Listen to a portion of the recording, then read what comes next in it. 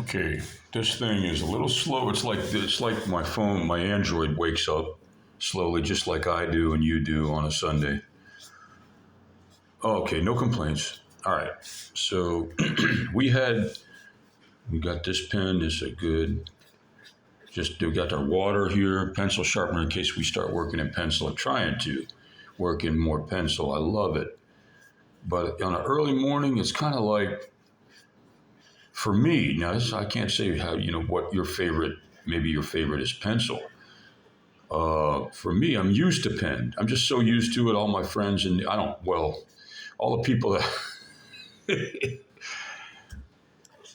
when you sing as badly as I do, you don't have friends. But all my what do you call it?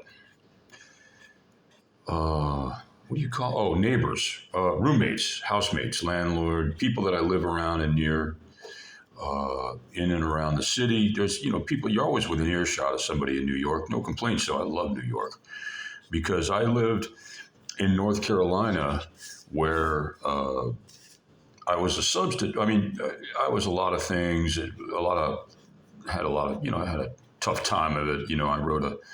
I said earlier in the previous video that I wrote a short story on some of my struggles when I was a young man hitchhiking around, just totally lost in my life, in my soul, in my spirit. And I was hitchhiking around, and at that time, I took art at the School of the Arts, and the guy was just the main teacher was just if he liked you, you were okay. If he didn't like you, he didn't like me. So he would do stuff like I was really trying to understand his take and perception on conceptual art. So I turned in a portfolio that was about his philosophy that I thought that he was teaching, which was complete. There was one I was confused because he knew I was figuratively extremely unusually good for a kid my age. I mean, just in terms of technical technique, but I felt that he and some of the other students in he put me in a lower class. Like he failed me my first year, which I probably deserved. I don't know. I was really good, but I was kind of lazy my first year. Anyway, to make a long story short, I'm working in pen. This is dry. So I have water. I'm dipping the pen in water. And these are medium, any pen you have. And I learned this from an art teacher at Seth Low Middle School, actually. She was really good. The kids liked her a lot. She came in one day when I was subbing for her class, and she had a paraprofessional that would sit there and draw eyes all day and not do her job. And the kids would tear up the room. Then the paraprofessional would text the art teacher and just tell her how terrible I was, how the kids trashed the room, not bothering to mention that she wasn't doing her job. No complaints though. I mean, that's just life is what it is. When you go into a public school classroom, this kind of thing happened. That's like normal. It depends on the situation. So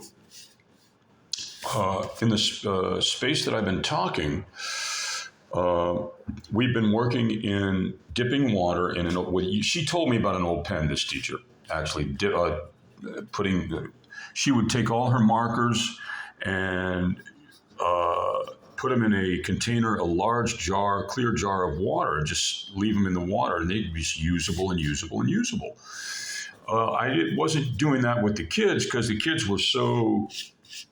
If the paras didn't like you, the kids would follow suit, and that wasn't just this school. That's the way things have gotten. Paraprofessionals. That's the way things have got. You can't even. It's a mess. The education system in New York. In the space that I've been talking, though, I've been doing what this art teacher told me to do. or told or used to say to do, which was very good advice, which means there's nothing always only negative. There's always a positive, and that was a positive.